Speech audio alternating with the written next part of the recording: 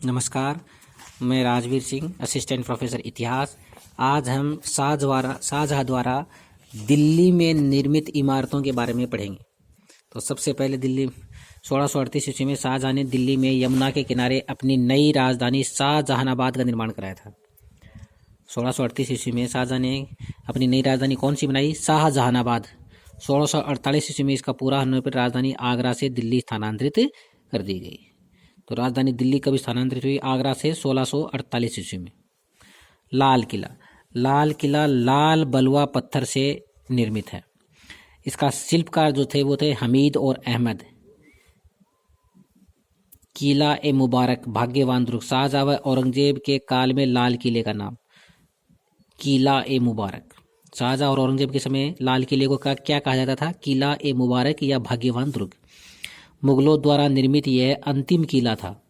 मुख्य प्रवेश द्वार लाहौरी द्वार ये पश्चिम की ओर स्थित है, जिसके सामने चांदनी चौक नामक चौड़ा मार्ग है। दक्षिण दरवाजा है वो दिल्ली दरवाजा है। मुख्य प्रवेश द्वार का नाम है लाहौरी द्वार और दक्षिणी दरवाजा वो दिल्ली दरवाजा कहलाता है। अब इस लाल किले में कुछ इमारतें बनी हुई हैं, जिसमें से पहली है दीवान आम। तख्त ए ताउस या मयूर सिंहासन स्थित था, जिस पर बैठकर शाहजहाँ न्याय किया करता था। इसी में दीवान आम में तख्त ताउस या मयूर सिंहासन रखा हुआ था और उस पर बैठकर शाहजहाँ न्याय किया करता था। इसमें स्थित रंग महल की जाली में न्याय की तराजू में यूरोपीय प्रभाव दिखता है। दीवान आम के कुछ चित्रों का विषय फ्लोरेंस नाइटिंगेल से संबंधित है।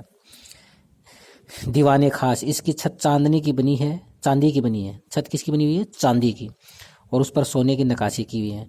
और दीवान खास में एक इम्पोर्टेंट लाइन लिखी हुई, इसमें लिखा है कि अगर पृथ्वी पर कहीं स्वर्ग है तो वो यहीं है। ये बहुत बार एग्जाम में पूछा जाता है कि अगर पृथ्वी पर कहीं स्वर्ग है तो वो यहीं है। ये किस इमारत पर लिखा हुआ है? दीवान खास में लिखा हुआ है।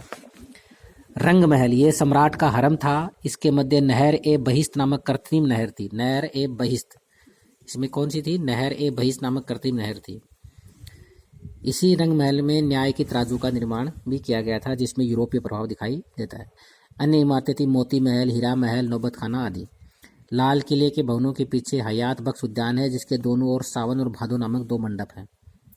तो लाल किले के पीछे का जो कौन सा भवन है? हयात बख्श उद्यान है एक, और उसमें सावन और भादो नामक दो मंडप हैं।